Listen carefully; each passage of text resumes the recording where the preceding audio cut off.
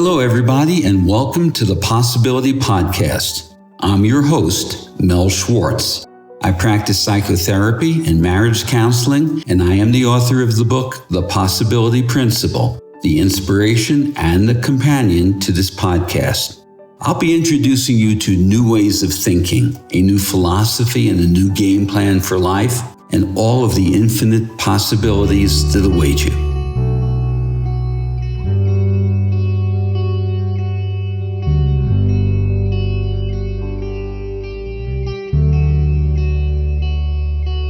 Hello, everybody. Today, should you hear the sound of church bells ringing in the background or the hooves of horses clomping on the cobblestone streets, I'm coming to you this morning from Charleston, South Carolina in the old historic district. And on Sundays, you hear carriages and horses, tourists in the streets, and lots of church bells. So let's get to today's convergence of different topics. In a future episode, I may talk about how our assumptions get in the way of our own authenticity. But assumptions, from my observation as a therapist and in personal life, derail our relationships. When we operate from assumption, we aren't present. We aren't seeking curiosity or uncertainty. We're knowing, and often we're falsely knowing. As well, relationships are incredibly complex. Now, by complex, I'm speaking of different than complicated. I'm going to get back to that in a moment. The other theme today is that one person's truth doesn't preclude the other person's truth. I know this is a theme you've heard me speak on often. But coming back to complexity of relationship, I believe that we live in a worldview, and particularly a culture, that avoids and shuns and disregards complexity. It's not the quick soundbite. We don't have immediate gratification. And we don't get to choose sides too quickly. The avoidance of complexity leads to a horrific dumbing down of our world, our culture, ourselves, and our relationships. But I'll tell you this, relationships are incredibly complex. They become entangled, like in a quantum entanglement, where two photons become as one, even though they're separate. Same thing happens in a relationship. Now, don't fear the notion of complexity. When we engage complexity, it means we let go of our assumptions, we inquire, we have curiosity, and this is all incredibly intimate. By intimate here, I mean emotionally intimate and verbally intimate, which are the bedrock of a relationship. So relationships should be an evolving dance of intimacy, but too often they become a devolving dance of intimacy. We're going to try to correct that tendency toward devolving. And we do it by engaging complexity and opening to curiosity. Sometimes I'm listening to two friends or two people speak, and it's occurring to me that they're actually not having the same conversation. There's a word or a phrase that one person's interpreted one way and the other one another way, and they're really not understanding what's going on. The conversation derails because we don't ask the right questions. We don't take time out to ask, I think this is what you're saying. Is it? Another piece of complexity is in our avoiding of complexity in an argument or a conflict between a couple or between friends or family members. We might say, it's not my issue, it's their issue. How absolutely silly and ridiculous that is. Their issue spills out into my life. It becomes my issue. But assumptions are based upon past experiences. And so the past becomes the present. Now, it's necessary to operate this way to a point, but when our assumptions become predictable and certainty becomes set, it sabotages us, it blinds us, and that's why our relationships devolve.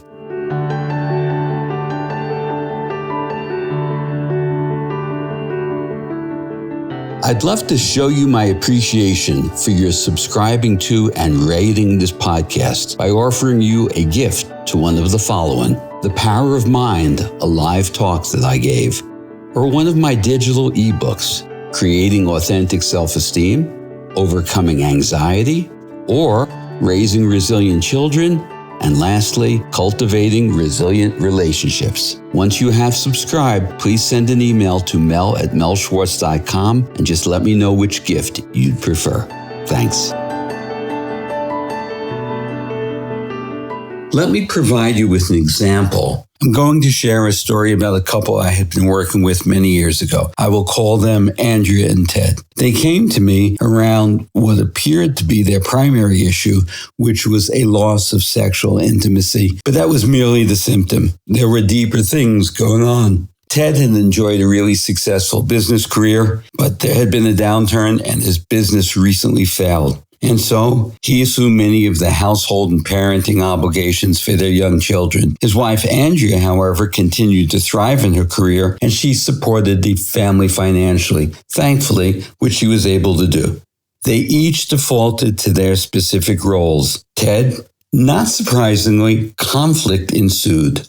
And as it did, their emotional and sexual intimacy withered. Why did I say not surprisingly conflict ensued?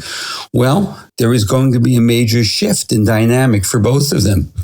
Ted felt emasculated by his loss of income, his identity, his role in life.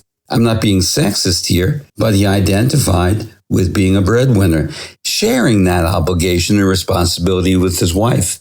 Well, one evening, he decided to prepare a really well thought out, if not romantic, dinner for his wife. He arranged a babysitter for the children. He never told her about this. It was going to be a surprise. She had no idea, of course, that he was preparing this dinner. She picked up a quick bite on her way home. Well, his disappointment turned into anger. He felt unappreciated. As he continued to lose more confidence due to the loss of his business, his career choice, his meaning and his purpose, he began to stop complimenting her, stop being affectionate, stop desiring her.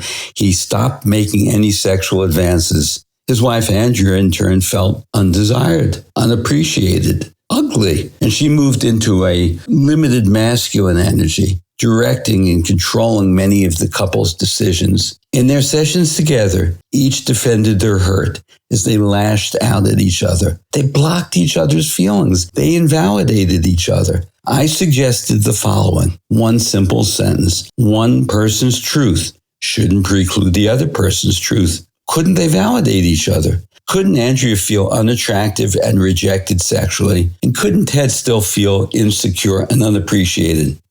You see, we need to move in the space of entanglement into the inseparability that brought us together to start with. When we do that, the distinction between you and me, her issue and my issue, slips away. A deep awareness of the other person is at the heart of authentic discourse, and it's the core of deeper relating. Rather than preparing to defend yourself, you need to quiet your voice and let this unfolding process welcome reaching deeper levels.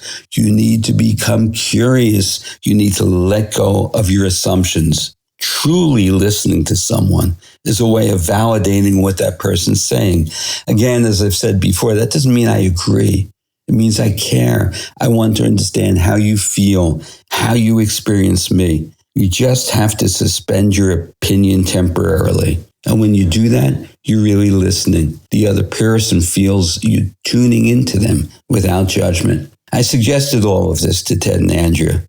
At first, Ted was unsympathetic to Andrea's reports of feeling ugly and undesirable. Ted rejected that suggestion until I asked him to look deeper. He asked her, "How can you feel unattractive when I desire you so much?" Her response was she asked how he could claim desire for her when he wouldn't even hold her hand or kiss her. They each cemented their own conclusions, but only through true listening, which invites a deeper shared inquiry, could they come to a deeper understanding. Ted and Andrea eventually turned the corner. It was initiated when Ted understood that he could feel unappreciated, yet also be open to his wife's feeling of rejection. It's not either or. You see, that's the simplification I was talking about. Complexity. And this isn't really all that complex. Both of their feelings are accurate. Feelings aren't right or wrong. Feelings can be reconsidered. We can reflect on feelings. We can let go of feelings that have seen the light of clarity. But first, we need to see each other's feelings. To do this, Ted had to witness his thought, which was informing him that he was feeling unappreciated. Instead of saying, she has no regard for me, he had to say to himself, I'm having a thought which is telling me that I don't feel appreciated. It was just a thought, but a powerful one. He could notice his thought and feeling and not become them. You see what happens when we operate from inference and assumption without checking in? When we assume, we become blinded. We get stuck. Too much assumption absolutely impedes us. And assumptions, again, get in the way of curiosity and growth, both personally and in relationship. Is it my truth or your truth? Why can't we open to the complexity of both our truths? Instead of assuming, we need to check in, ask, how do you feel about this? You seem angry with me or upset. Please tell me what you're feeling. Don't assume what they're feeling. And don't use language like you always or you never. Those are absolute deal breakers. They end a real dialogue. Dialogue means suspending your beliefs temporarily and operating from uncertainty, from not knowing. This untangles the complexity of relationship. There's room for both our truths, but only when we start to release our assumptions and we put our energy, we put our thoughts and feelings where our initial commitment was. Commitment has to be an obligation to this process of emotional intimacy. That's the direction we need to move forward in. Well, I hope you enjoyed today's episode, and please feel welcome to get in touch, share with me some topics you'd like to hear about or people you'd like to hear on the show. I look forward to speaking with you again soon. And until next time, be well, be curious, and try to let go of your assumptions.